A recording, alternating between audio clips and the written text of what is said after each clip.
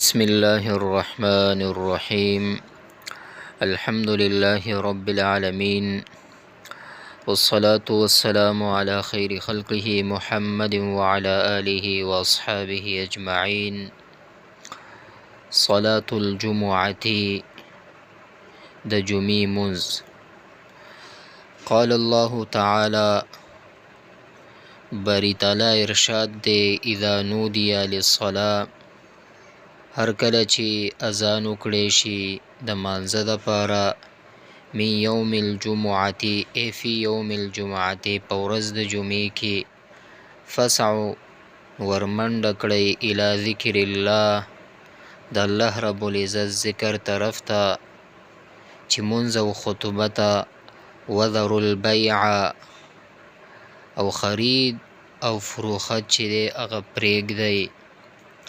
ذالکم خیر لکم دا کار تاسو د پاره بهتر دی، ان کنتم تعلمون کچری تاسې پوهیږئ. وقال رسول الله صلی الله علیه وسلم، رسول الله مبارک صلی الله علیه وسلم ارشاد دی، من توضأ چاچی اودس کو فاحسن الوضوء کامل اودس، ثم اتى الجمعة او بیا جمعې منځ ته رالو، او فاستمع واوریدل یعنی خطبه تقریر واوریده، وانصت او چوپ شو، غفر له او ببخلی شي دته، ما بینه و بین الجمعة یعنی په ما بین د او جمعه کې، وزیادت 3 ایام او 3 ورځې زیادت، یعنی یو جمعه او 3 ورځې ټول 10 ورځې شو، د 10 ورځې دغه ټول ګناهونه به د دا معاف شي. ومن مس الحصا چا چې ګیټ کړی مسه کو، یعنی دا کم ګیټې وغیره وي، یعنی دا وړوکي دا کاڼي وغیره، دا چا چې وی ګیټ کې مسه کو فقط لغا نو اغا لغو کارو کو. رواه مسلم روایت کړی دی امام مسلم رحمه الله. نو جمعه ورځ دومره اهمه ده او دومره مونږ او تاسې ته په دې خبره تاکید کوي چې فضولیات د لغویاتو نه ځان وساتئ. ډېر خلک به تاسو لیدلی وي راشي جمعې ته خبرې به م کوي څه نه کوي، نو ډېر احتیاط پکار دی. وقال ایضا امدکرنګ رسول الله مبارک صلی الله علیه وسلم ارشاد دی، من ترکا 3 جمعین چا چې پرېښودلو 3 جمعې، تهاونا سستۍ د وجې نه، نو طبع الله علی قلبه الله جل شانه به مهر لګی په زړه د ده باندې. صلاة الجمعة مونځ د جمعې، رکعتانی 2 رکعات دي، جهریتانی په تیزه، وهي فرض عین مستقل او دغه چې دی دا فرض عین دي ځان له، یعنی فرض عین دي کفایي نه دي، هر یو کس به کوي. ولیست بدلا او دا بدل نه دی عن الظهر د ماسپښین نه، دا مستقل فرض عین مونځ دی، دا بدل د ماسپښین نه دی ښه. ولکن او لیکن دومره خبره ده چې من فاتته چا چې فوت کو دی جمعې مونځ لره، یعنی صلاة الجمعة مونځ د جمعې لره، فرضت علیه فرض کړی شو په دې باندې، صلاة الظهر 4 رکعاته د ماسپښین. دلته فرمایي چې مونځ د جمعې چې دی دا 2 رکعاته دي خو په تیز اواز سره، او دا جمعې مونځ چې دی خپله فرض عین دی، او دا بدل د ماسپښین نه دی چې یو کس وایي چې دا د هغې نه بدل دی، نه دا خپله فرض عین مونځ دی.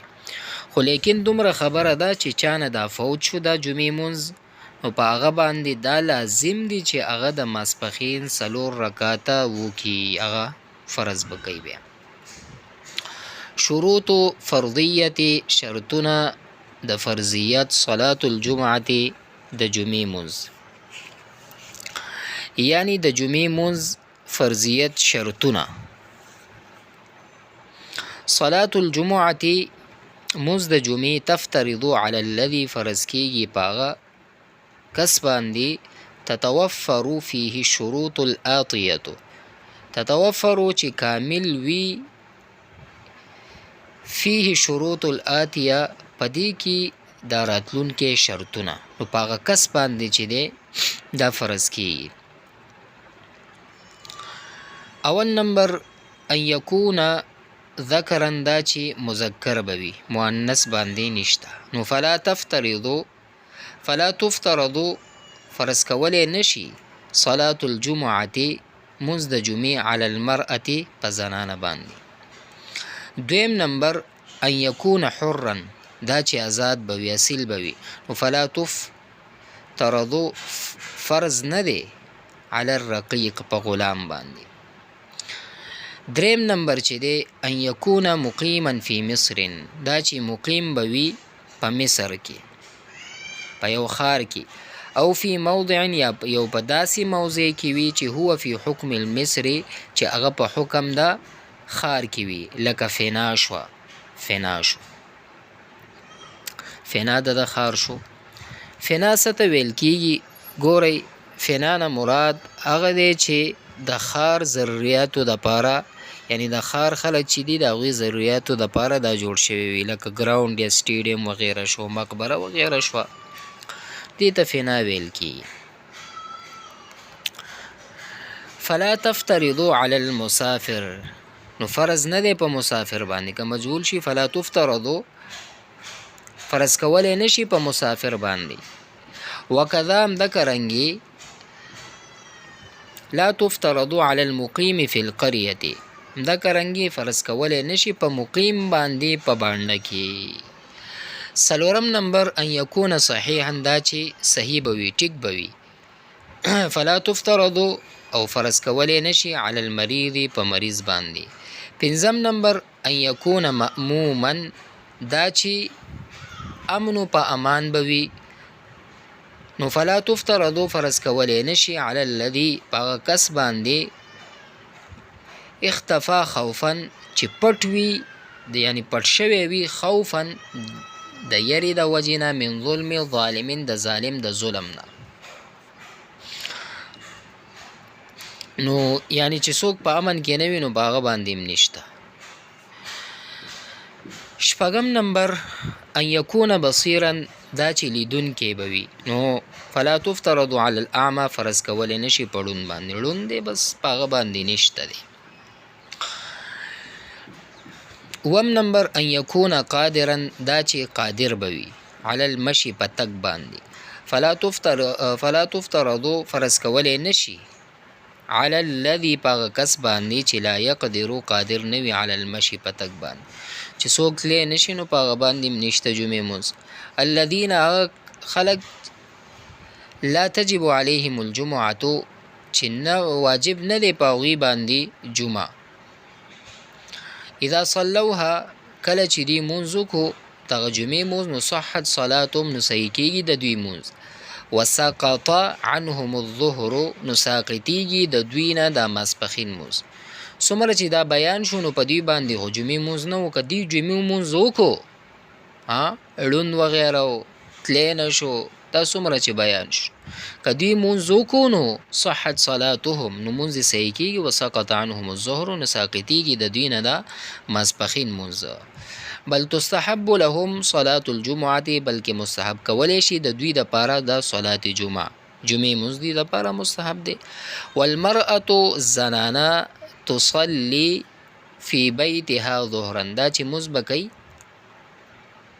ماسپښین په خپل کور کې لانها ځکه قد منعت یعنی منع کړی شوی ده عن الحضور فی الجماعت یعنی د جمع حاضرېدو دپاره دا منع کړی شوی ده. نو زنانه چې ده دا به ماسپښین مونځ کوي په خپل کور کې. شروط صحت صلاة الجمعه د جمعې مونځ صحت شرطونه یعنی شرطونه صحت د صحت صلاة الجمعه د جمعې مونځ صحت شرطونه.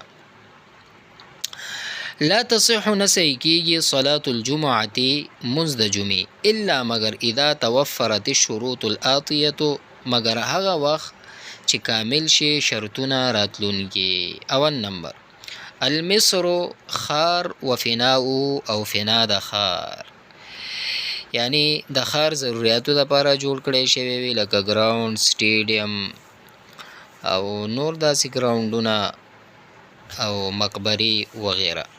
فلا تصح نسي کیږي صلاة الجمعة منځ د جمعې فی القرى په باندو کې. وتصح صحیح کیږي اقامة الجمعة یعنی د جمعې قائمول فی مواضع په داسې مواضعو کې، فی مواضع کثیرة په ډیرو مواضعو کو فی المصر په خار و فنائی فنا کې هلته جایز نه نو په ارضي کې کولی شي. دویم نمبر ان یکون الامام دا چې وي به امام و او نائبه او نائب د امام فی الجمعة په جمعه کې، یعنی امام به وي، یعنی که اسلامی حکومت هو نو التبا اول پکار ده چې الته بادشاه جمعې جمع ورکي، او کنه نو هغې نائب.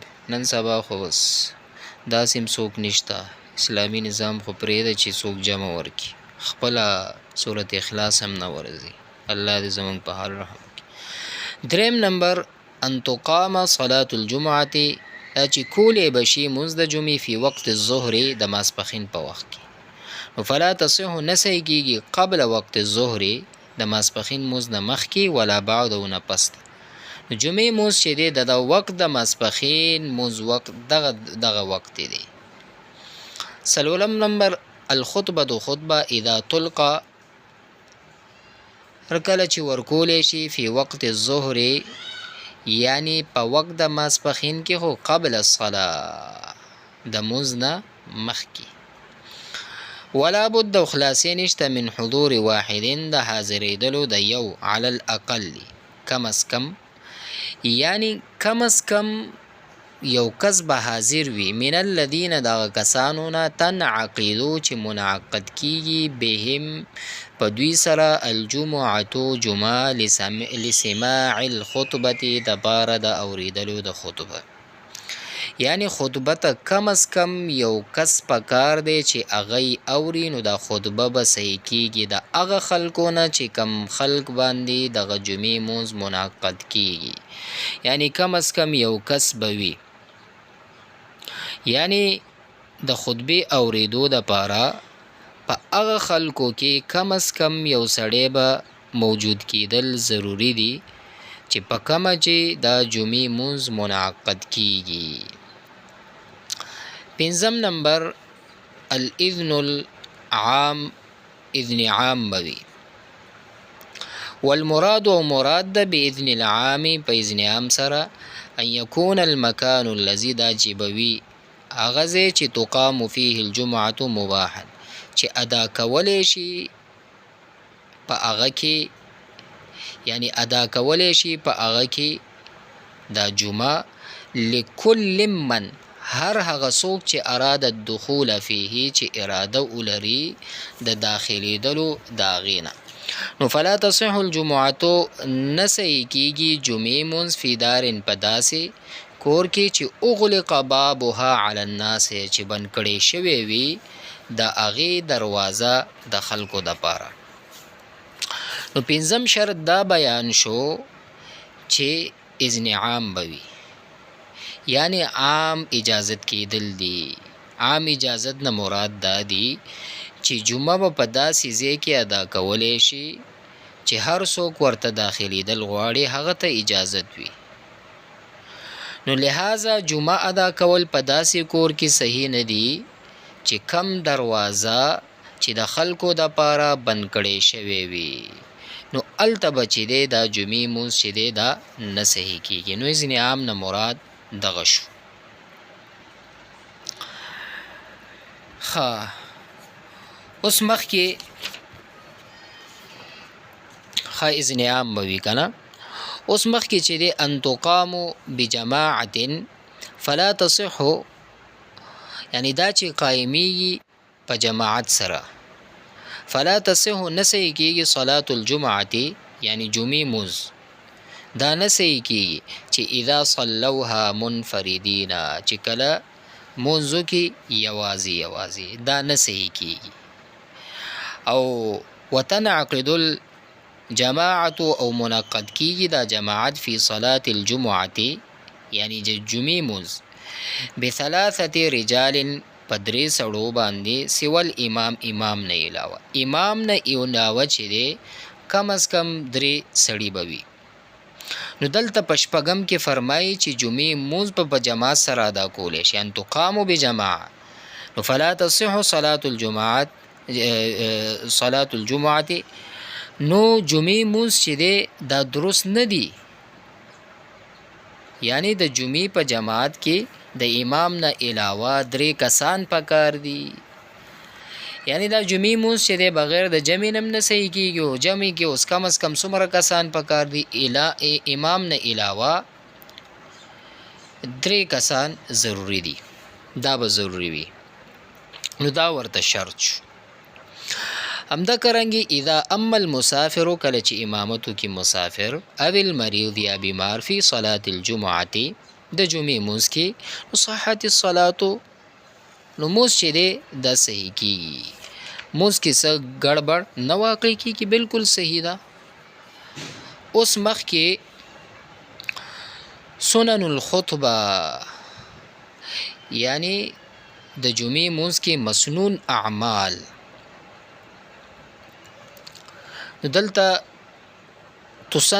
تسن الامور الاتیه سنت کولی شي کارونه آتیه راتلون کې فی الخطبه په خطبه کې. اول نمبر ان یکون الخطیب دا چې وي به خطیب طاهرا پاک من الحدث د بیا د سینا والنجاسه او پلیتینا، یعنی حدث حکمی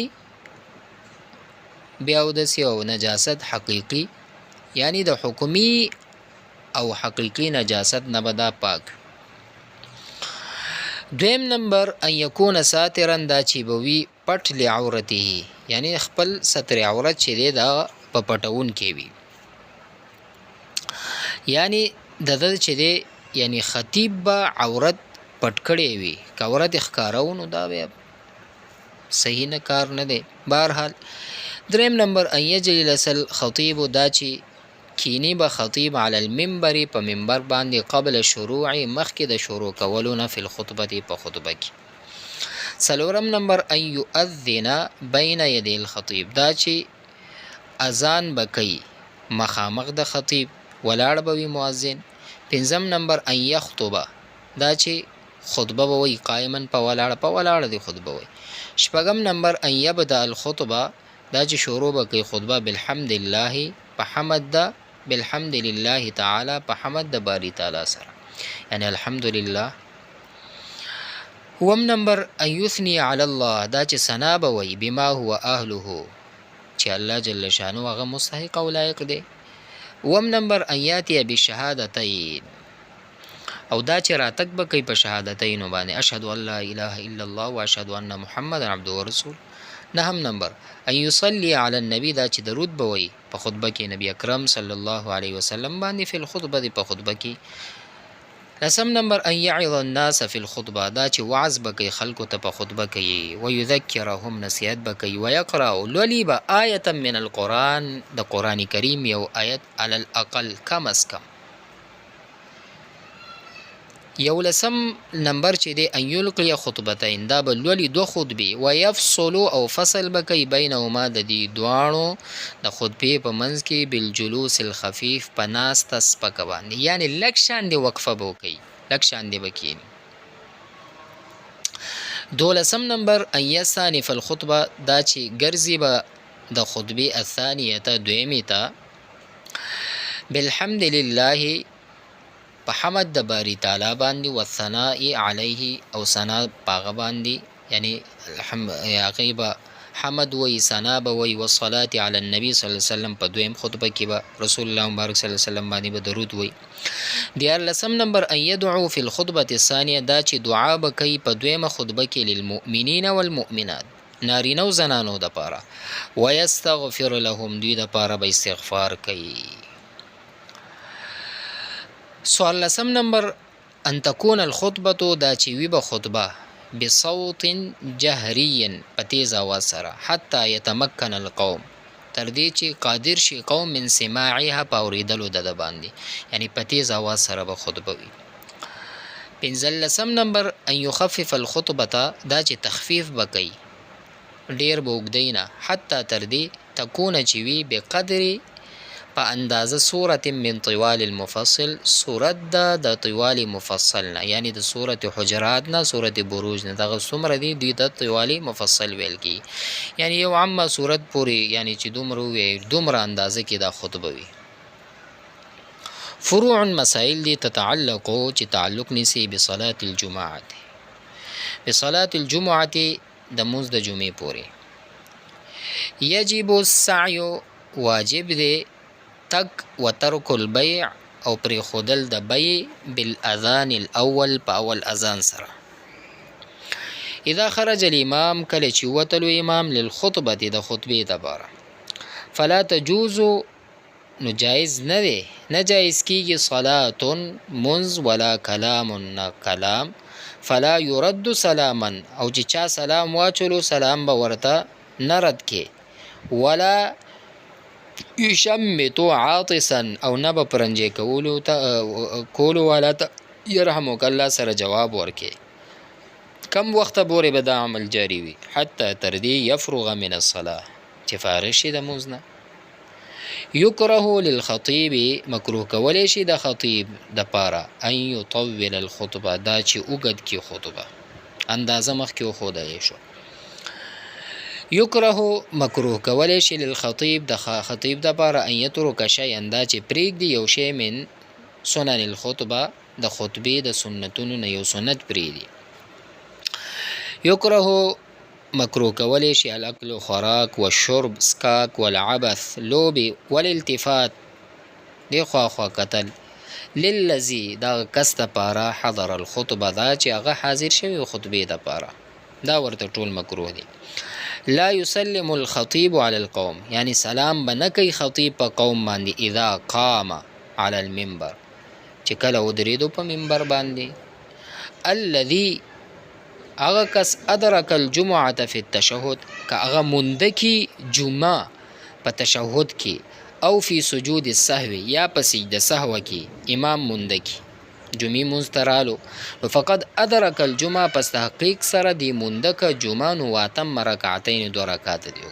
صورت د مسلې داسې دی یو کس رالو جمع ولاړه د ناوخته شوی دی تشهد کې امام سره یوځای شو یا په سجده سهو امام کولو هلته ورسره یوځای شو نو بس دی جمعې مونځ ګویا دی وکړه فقط ادرک الجمعه نو بیا به واتم رکعتین دو رکعته به دغه مونځ کوي وایه چې دی یعنی دو رکعته چې دی پوره کوي امام نه بعد وایه چې دی څه وکړه جمعې مونځ مونده که جمعې مونځ یې وکړو.